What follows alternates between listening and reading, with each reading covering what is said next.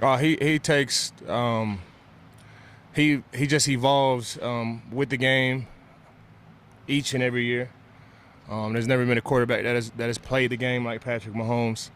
When you start thinking about Hall of Fame players, sometimes people put the Hall on everybody, right? They say, "Oh, this guy's gonna be a future Hall of Fame. This guy's the first ballot." Patrick Mahomes is the definition, of a Hall of Famer. He changed the game. Nobody has ever played the game like he has. He's left a mark on our sport. He left a mark on our league. He's influenced his teammates to play at a higher level than what they normally would. And he has other Hall of Fame players, too, around him. Travis Kelce, over the years, had battles with all of those guys. And I wouldn't even call them battles like these last couple of years in Denver because they just win them all. But, whenever you go against great players time after time after time, you just build this respect for players. And, Travis Kelce and Patrick Mahomes and Chris Jones. They have a team full of guys, and Frank Clark is rushing his ass off too. So they got a really, really tough team. I haven't played the Kansas City Chiefs in 2 years. Last year I got traded before, we can play them. In 2020 I was out for the whole entire year. But offensive line looks different. Mitchell Schwartz was, Mitchell Schwartz gave me the hardest of times, like when he was there, and I always had respect for Mitchell Schwartz, one of the best right tackles that I ever played in my whole entire career, if not the best, because I played him so much. I'm not afraid to say he was the best, right tackle that I played. He's retired now, but I think they definitely, filled those spots in with great players as well. Orlando Brown is a great player.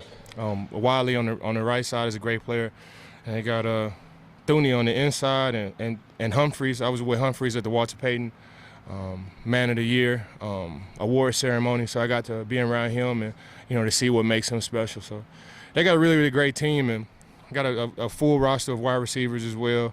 They got a really, really tough team. It doesn't look like the Kansas City Chiefs team that I played when I was in Denver, but it's still the same style. Andy Reid and Eric Bieniemy, they've done a great job for so many years. So I can sit here and talk about the Kansas City Chiefs all day. Like, I just got so much history with those guys, so much respect for Patrick Mahomes especially. Texas guy. We got the same financial advisor. So no matter what I do, I could just never get away from Patrick Mahomes. He's always running away and throwing left-handed passes on me on and off the football field. So I got a lot of respect for all of those guys. It's going to be a tough game. Like all the games that we played this season. Every single game has been tough. There are no freebies in the NFL, but it's a game that we're excited about. It's a game that I'm excited about, and I'm looking forward to going back to Arrowhead Stadium. Derek Thomas is my favorite player to ever play the game. I molded my game after him. He was the reason why I wore 58 in Denver. So every time I'm on that field and I'm warming up, I look for that 58 that's on the the Ring of Honor, and I just give him a moment and give him his just give him a moment of silence and give him my energy, because I want to continue to try to play the game the way he played it. So Arrowhead Stadium has always been a special place for me, and they got a tough team like they usually do. Knowing what happened, everything on the outside looking in the last time we went to Florida, how have you seen the veterans respond to this week, knowing that those questions are hanging over their heads? I think the good part about me is I don't know what happened. Ignorance is bliss. I'm not. The games that I'm talking about were the games that we just got killed. For I think it was 10 games straight in Denver. Might have been 12, but I don't think I've beaten the Kansas City Chiefs with Denver since I think it was 2015. That was the one where Bradley Roby picked it up and we scored like last minute. I think it was Thursday Night Football, whatever it was. It's a primetime game, but Brandon Marshall punched the ball out. Bradley Roby picks it up right before, and that was when Jamal Charles was still there. So it's been a while since we've had success in Arrowhead Stadium. So those are the games that's on my mind. I think the last game that I played there was a snow game. Really, it was a real snow game, not just a little snow on the ground, and that made things difficult. But year 12, I just look for the silver lining in everything. Like, Arrowhead Stadium is one of those stadiums that make our league great. It is a hallmark in our league. It's just one of those traditionally tough places to play. you realize that you're in the NFL when you go to the Arrowhead Stadium, and this is what NFL football is all about. So, year 12, I look for the silver lining and everything, and it's a special place to go play. It's a special, moment in time to play against Patrick Mahomes in his prime. Like, these are the games that, my son and our kids are like research us up to see how we like play. So, it's just a special moment, when they're doing Patrick Mahomes like his Hall of Fame highlights and they going through all of his games. These are the games that that they're gonna pull up. So I definitely want to take advantage of this moment. It's gonna be fun regardless. At this point in my career, I don't let the game I don't let the game be bigger than what it is, nor do I lose respect on what type of game it is. I just like to stay even keel and don't blink and just take every single play, just play it one play at a time. And that's year 12. That's what I do, and I try to do everything during the week to have success. And I go into that game with a don't blink mentality. They're gonna make plays. We're gonna make plays. We just gotta figure a way to, make one more play. And I know in the future, I mean in the past, that's what it's been about, just being able to make one more play. But that's been my mindset. Just want to go in there, and they're gonna make plays. You don't want to get down when they make plays, but we just want to grind and play our brand of football and just, make one more play at the end of the game to, to seal it up for the Buffalo Bills. They don't have Tyreek Hill anymore, obviously. How does that change the way they do things on offense? It changes everything. I would be sitting here, and I'm sure they would say the same thing. It's just a different team, but it doesn't mean that this team is not as effective as it was with Tyreek Hill. I think when Tyreek Hill, Travis Kelce, Patrick Mahomes, they just had this special connection. It was special, to watch, and it's special to play against. I remember when first time I played against Tyreek Hill, Christmas. I think it was a Christmas game back in 2000 and I want to say 16 or 17, and that's when the jet sweeps and stuff was like. That's when the first time you see it, because they usually fake it, but this time they're giving it to Tyreek Hill, and before you know it, he was around the corner. Then they added on to that, and they start tossing the balls. Like, I've been playing Kansas City for a long time, and having Tyreek Hill is definitely a different team, but it's still as effective, without Tyreek Hill. And Tyreek Hill is just as effective as he was, with the Chiefs, with the Miami Dolphins. So, both of those, the Kansas City Chiefs and Tyreek Hill, they're both able to have success on their own, and that's exactly what they're doing.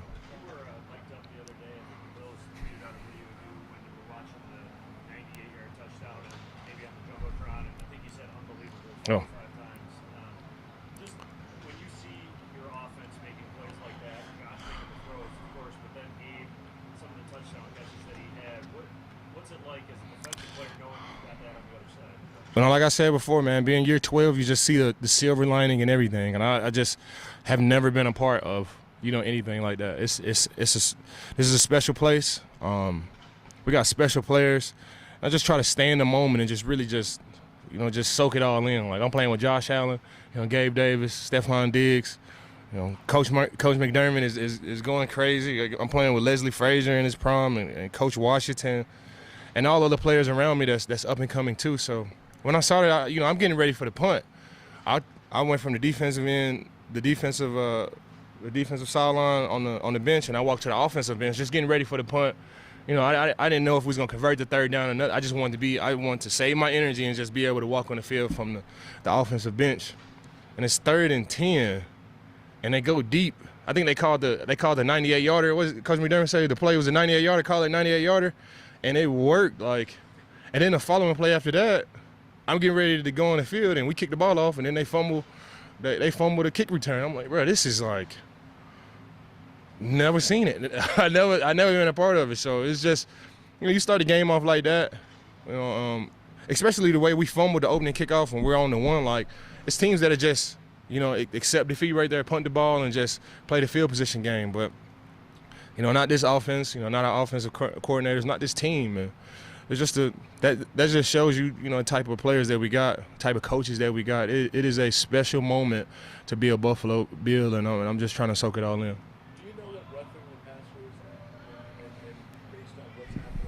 Yeah, I'm a defensive guy. And I have roughing the passer calls, but to play with Chris Jones, it just never happened before. It's it's an anomaly. Like it has never happened before. A guy has possession of the ball and then lands on the quarterback. It just never happens. That has never happened before. You can say like, the playoff game with the Saints and the Rams, like, that defensive pass interference, like, plays happen like that. And that was at a key moment. So the NFL was like, we have to put a system in place to be able to challenge these plays so this doesn't happen again. And, we put in a review system, and the following season we only overturned like 3 calls, and then they take it back out. So, our league, we do a great job of trying to make the game safer, trying to make the game as fair as possible for everybody involved. And that was just one of those weird plays. Like, you want to be able to review plays like that, but then it's a slippery slope because now, you got guys reviewing everything, and I'm sure our competition community will sit down and take a hard look at plays like that and chip blocks. That has been a huge emphasis this year. Chip blocks from the running back in the backfield coming up and blindsiding guys, and I'm sure they'll take a huge look at all of these things, and we'll come up with a solution. I think the play versus Tom Brady, Grady Jarrett and Tom Brady, that's just one of those calls. Like they don't want you to land on the guy, but then if you sling him down too hard, but then again, like if I just grab his waist and I try to drag him down, now I still give him the opportunity to throw the ball, and I'm coming at a side angle anyway, so my momentum is, when I grab him around the waist, my momentum is gonna take me around in a circle and on the ground too. So it's just, it's so many different things that, that we can possibly take a look at. And it's just one of those things that we just got to get into the off season and take a hard look at, where this game is evolving to. And we always have done a good job of trying to make the game safer and better for all of our players. I think you just got to keep on playing. You just got to keep on playing. One of the things for me is I always go for the ball, and I feel like that takes me into the tackle. When I get a free shot on the quarterback, or I'm coming around the edge, like I'm locked in on the ball. His arm is throwing arm, and if I can't get that, then my momentum is around his arms, like, and I just go into the tackle that way. Everybody doesn't play the game like that, and it'd be tough to ask everybody to have that same mentality. But what has helped me is, when I get close to the quarterback, I'm thinking about the ball. How can I get the ball out? And for Chris Jones, he can say the same thing. I got the ball out of my momentum. I landed on the quarterback. So it's just but that play again has never happened before in the history of our league. So these are just things that we just got to sit down and really trust on our competition committee, and the guys that make this game safer and more fair for everybody, and just lean on those guys to fix it for us. You didn't play in the game last January. Most teams played in the playoffs, but just I wonder from an outside perspective, as a fan of the game, what was your perspective on that game? I think we were coming back from Tampa Bay, and we coming back from Tampa Bay. We had just won, and we had the playoff game on the TVs in the plane, and I think we lost service. I think it was going back and forth. The Bills was up. We're on the plane, and then we land. I'm thinking the Bills won, and then the Bills lost. Like, I saw it, and you see like the clips and the highlights going into the game, and said it was one of the greatest games ever played. Of course I wanted the Bills to win that. Like, I was in a division with I was in the division, so I'm just naturally a hater. I'm just naturally a chief hater. Like, I'm not afraid to say that. I'm just naturally, a hater. I wanted them to lose, but they pulled it off, and it was a great game for the ages. Whenever they talk about, whenever they're getting ready to put Patrick Mahomes and Josh Allen in the Hall of Fame, and that game, and of course games throughout these upcoming years will be the games that they talk about, and it's just an honor and a privilege to be a part of it on the Bills side, this time, and I want to put my best foot forward. Of course, my job is to get after the quarterback and make plays on defense. Another side road that I have too is just to make sure we have the right mindset going into these type of games, going into big games that could really be franchise and career-defining games and season-defining games. So at the same time, you don't want to put too much emphasis on it. You don't want to make it smaller than what it is either, though. You just want to go into it, take advantage of each and every play, and of course, don't blink. You hated the Chiefs. Did you ever watch him? You must have watched 2 games. Yeah. react the way a fan would to some of the stuff that Mahomes does? Yeah, of course. I react. It's like you see Patrick Mahomes and like you see him do something crazy and it's like, bro, that was amazing. Dang, how did they let that happen? You know, you're in awe because you have to respect it, and it's just, I think Travis Kelce calls him the Magic Man. Like, you know, you just have to respect it, and at the same time, you want to root for the underdog. Like, you want to see like. I was watching the Raiders. You know, I want the Raiders to win. You know, I want them to pull it off. And you know, you're watching the Chargers game, and you know, you want them to pull it off. And now it's our turn to go out there and play. So we have control over this game, and you know, we're just going out there and play. And like I said, whenever you're going against great players, especially like a guy like Patrick Mahomes, they're gonna make plays. You just can't get deflated off of those plays and just keep playing, and of course, don't blink. Thank you. Thanks, guys.